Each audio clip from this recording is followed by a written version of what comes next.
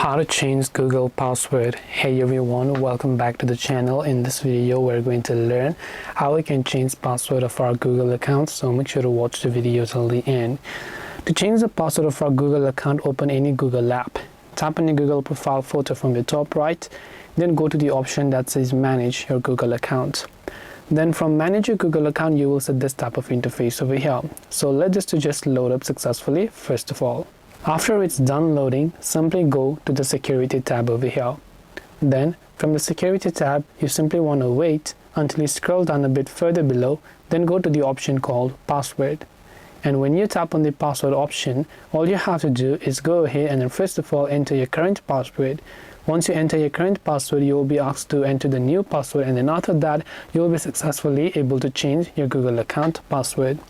This way you will be able to change your Google account password. Hope this video was very helpful. If you have got any more questions, queries or doubts, feel free to leave them down in the comment section. Thank you for watching till the very end of this tutorial, and see you soon in the next video.